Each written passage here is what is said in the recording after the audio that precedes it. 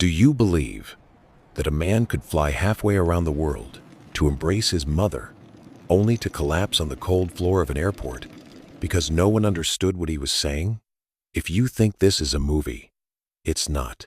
This is a true story in Canada. And what happened afterward made the whole country stop and look at itself. Robert Dziekański, 40 years old. One worn suitcase, a Polish passport, a thin dictionary, and a hope bigger than the ocean. On the plane, he tried to force his eyes shut, but sleep wouldn't come. Every time he drifted off, he saw his mother's face, Sophia, blurred as though through frosted glass. 10 years without meeting. 10 years speaking only through phone calls and letters that arrived slower than winter. This time he would put his hand on her shoulder and say something silly in the few English words he'd hurriedly learned. It didn't matter. All that mattered was seeing her. The plane landed in Vancouver at night. Strips of green runway lights streamed past the wheels, hitting the ground with a thud, and then everything slowed. The loudspeakers spoke in English. Somewhere in the air there was Chinese, Punjabi, French, but no Polish. Robert clutched his suitcase and followed the stream of passengers into the immigration area. A staff member gestured. A sign hung overhead. Arrows. Rope barriers. Then, he found himself left behind, drifting backward against the flow of people, like a leaf moving upstream. Robert asked something in Polish. People smiled, politely, shook their heads, and vaguely pointed forward. The words on the signs were a jumble of symbols: immigration, customs, baggage claim. He'd seen them in books, but here, he truly didn't understand. Outside, his mother was waiting. Sophia leaned on the railing, holding a piece of cardboard with her son's name hastily written on it. 6 hours passed. She asked everyone she could. My son? From Poland. Robert. Police information shift changes came and went. The faces of staff changed twice. The answer stayed the same. Yes, he's still inside. No, we can't let you in. Inside, Robert was tired. Tired from the long flight. Tired from standing. Tired from swallowing questions no one could answer. Thirst came first, then hunger, then thirst again. He tapped gently on the glass. No one turned. He lined up some plastic chairs in a row, as if marking his place. A security guard walked past, said something quickly, and disappeared behind a door. Robert gave an awkward smile to the emptiness. Have you ever tried speaking in a room where no one shares your language? You open your mouth.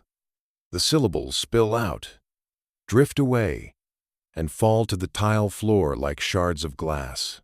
You try to pick them up, fit them together, but still no one understands.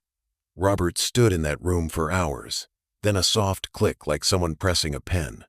The door opened. 4 police officers entered. Dark uniforms, heavy belts, radios, tasers at their hips. They kept a safe distance, eyes scanning the room. One spoke first, his voice steady. Sir, calm down. Put your hands on the table. Robert didn't understand. He nodded, speaking a few words in Polish, raising both hands to show he carried nothing, that he wasn't a threat. Sir, put your hands on the table now. The voice was firmer. Footsteps quickened.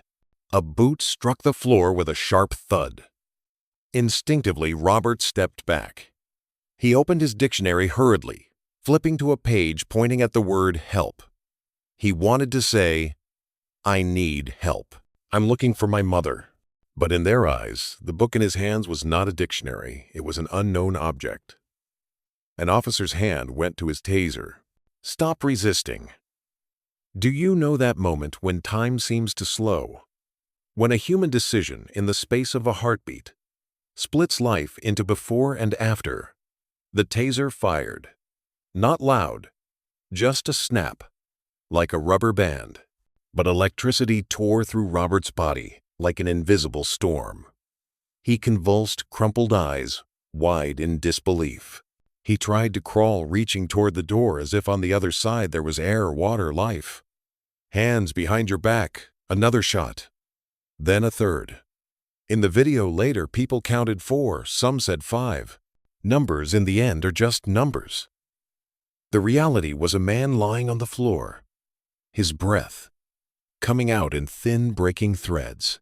Far away, a passenger raised a camera, the lens trembling with each breath, catching flashes of the electric arcs like tiny bolts of lightning.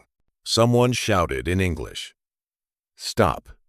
He doesn't understand." What would you do if you saw that? Would you run forward? Would you push past the uniforms?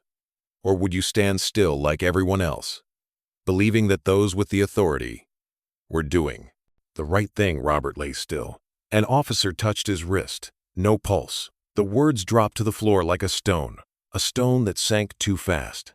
Outside, Zofia stood with numb legs. A staff member approached, whispering something. Her face seemed to collapse in on itself, but no tears fell. Tears take time to gather enough pain.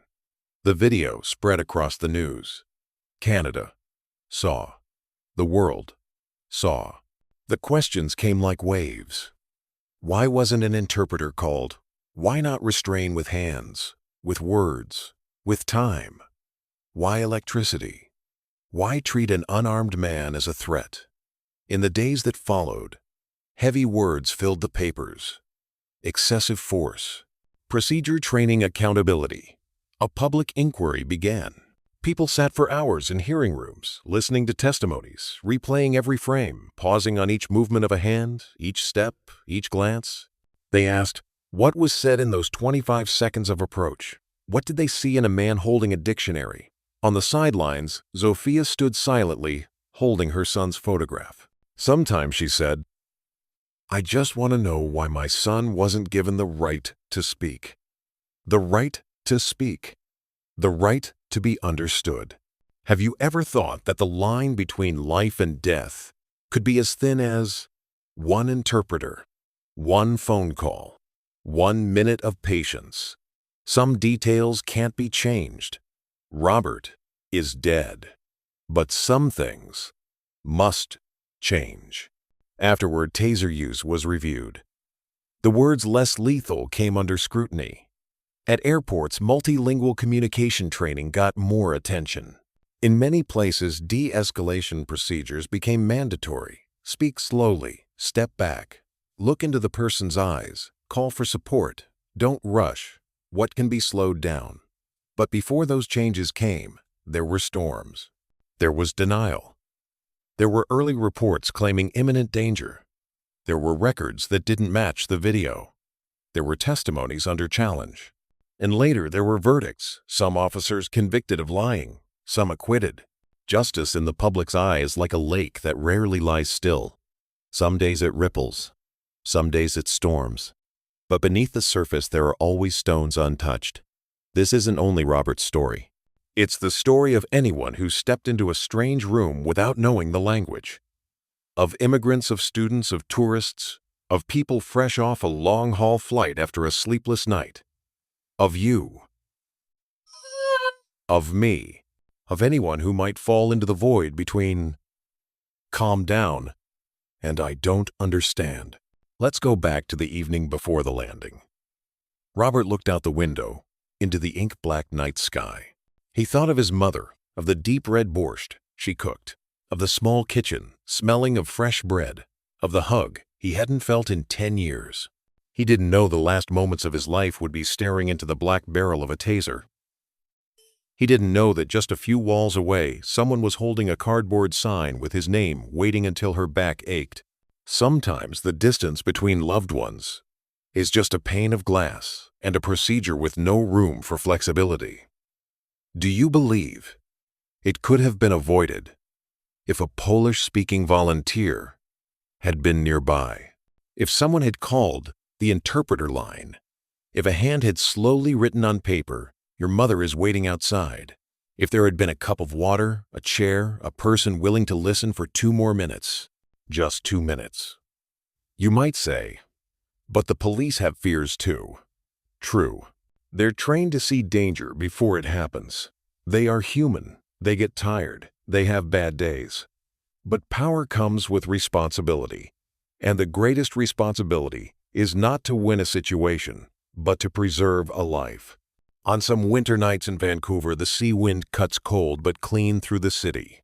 Zofia says she still passes the airport, stands where she once waited, and lays down a small flower. Not to blame anymore, but to remind herself that love brought her son here, not death. Love and hope. And she wants everyone passing by to remember that some reunions are stolen simply because we rushed. If you've listened this far, you may be far from Vancouver. You may be in Toronto, Montreal, Saigon, Hanoi. But somewhere near you, there is someone trying to say something in a language you don't understand. When that happens, remember this story. Slow down. Use gestures. Write it down. Call someone who can help. Don't let their right to be understood be thrown to the floor like a broken plastic chair. Someone once asked, "What's the value of this story? What's its meaning?" I'll say it plainly. It's the value of humanity. When facing a panicked person, don't just see risk, see fear. It's the value of language and interpretation. A few words at the right moment can save a life. It's the value of patience. 1 minute of slowing down can be stronger than a trigger pull. It's the value of public duty. Power does not permit us to be wrong in how we treat a life.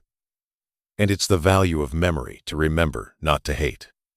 You might close this video and forget in 10 minutes. But if one day you see someone lost in a room full of languages, try speaking slowly, smile, reach out your hand. Who knows, you might just help them keep a different ending to their story. Robert came to Canada to live. None of us has the right to take that reason away. We only have the responsibility to make it real with small things. A word, a hand, a wait, an act of kindness. If there's one last thing to say, it's this. Sometimes the bravest act is not to act hastily. Don't rush to interpret. Don't rush to judge. Don't rush to touch the trigger. Rush to compassion. And if today you hear the echo of footsteps from a faraway airport years ago, they are the footsteps of a man who once wanted to walk through a door to embrace his mother. Let those footsteps remind us to open another door, the door of understanding. The story ends here, but its meaning does not. It lives in every place we pass through, in every pleading glance we meet, in every decision made in a fleeting moment. What will you do in that moment? The answer could save a life.